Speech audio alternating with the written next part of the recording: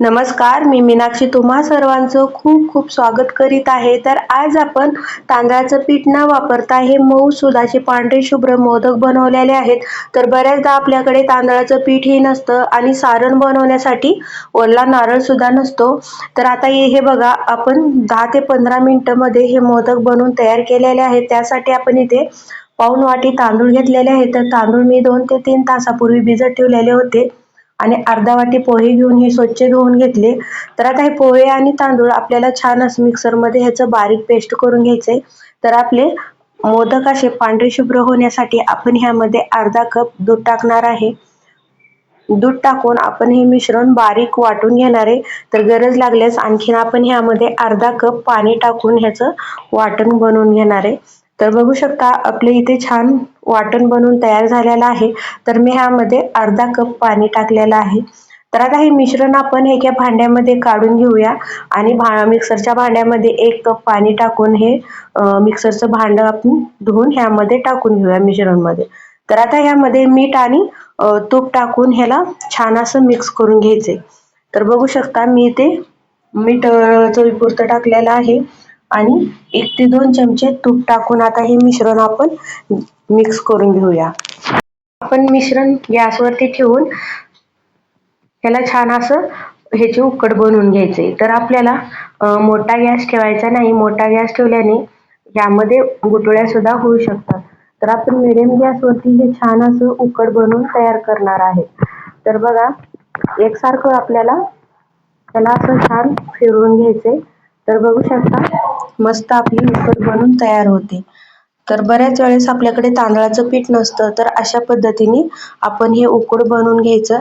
तर तुम्ही नुसत्या तांदळाची ही उकड बनवून तयार करू शकता. तर बघा आपली इथे छान अशी उकड बनवून तयार झालेली आहे आणि मऊ सुद्धा हे उकड झालेले आहे. तर बघा, आता हे उकड आपण एका ताटामध्ये काढून घ्यायचंय. आता हाताला छान असं तेल लावून घ्यायचंय आणि हे उकड छान असं मस्त मळून घ्यायचंय. तर कितीक वेळेस आपल्याकडे तांदळाचं पीठ हे अवेलेबल नसतं आणि ओला नारळही नसतं. तर आपण ओल्या नारळाचं सारण न बनवता इथे आपण आज वाळल्या नारळाचं सारण बनवणार आहे. तर ते सुद्धा सारण खायला खूप छान लागतं आणि पटकन बनून तयार होतं. तर हे मोदक आपण 10 ते 15 मिनिटांमध्ये बनवून तयार करू शकतो. तर आता इथे आपण गॅसवरती कढई ठेवलेली आहे. कढईमध्ये आपल्याला 1 ते 2 चमचे तूप टाकून घेतलं. तर आता इथे मी वाळल्या नारळाचा 1 वाटी खीस घेतलेला आहे आणि अर्धी वाटी गूळ घेतलेला आहे. तर आता हे वाळला नारळ आपण तुपामध्ये टाकून 1 ते 2 मिनिटांसाठी छान ह्याला मिक्स करून घ्यायचे.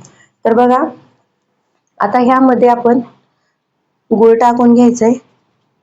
गूळ टाकून आपण हे मिक्स करून घेऊया. तर आपला इथे वाळल्या नारळाचा खिसा असल्यामुळे गूळ पटकन विरघळत नाही. तर त्यासाठी आपण इथे अर्धा कप इथे दूध टाकत आहे.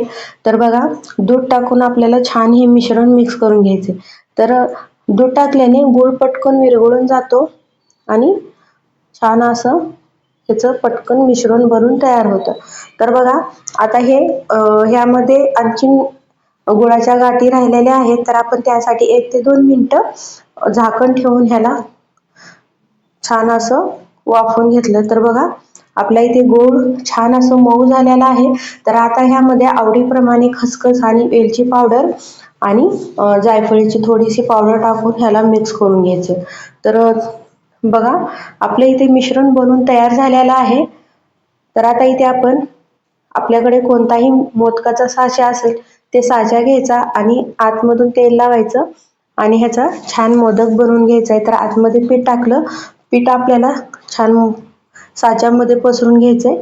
त्यानंतर ह्यामध्ये सारण भरून आपल्याला बाहेरून मोदक बंद करून घ्यायचंय. तर बघू शकता पटकन आपले मोदक बनवून तयार होतात. तर बघा, किती पांढरे शुभ्र आणि दिसायलाही छान असं मोदक दिसत आहे. तर अशा पद्धतीचे आपल्याला इथे सगळे मोदक बनवून तयार करून घ्यायचे. तर बघा, आता हे मोदक आपण 10 मिनिटं वाफवून घेणार आहे. तर आता इथे आपण गॅसवरती कढई ठेवली, त्यामध्ये स्टँड ठेवून एक प्लेट ठेवलं. आता हे मोदक आपल्याला एक एक करून हे प्लेटमध्ये ठेवून द्यायचे. तर बघू शकता मस्त आपले इथे 10 मिनिटं झालेले आहेत आणि मोदकही सुद्धा आपले छान पांढरे शुभ्र बनून तयार झालेले आहेत. तर बघा, माझी रेसिपी आवडली असेल तर चॅनलला लाईक आणि सबस्क्राईब करा. बघू शकता मऊ आणि छान असं मोदक बनून तयार झालेले आहेत. तर तुम्ही सुद्धा ही रेसिपी नक्की करून बघा आणि कमेंट बॉक्स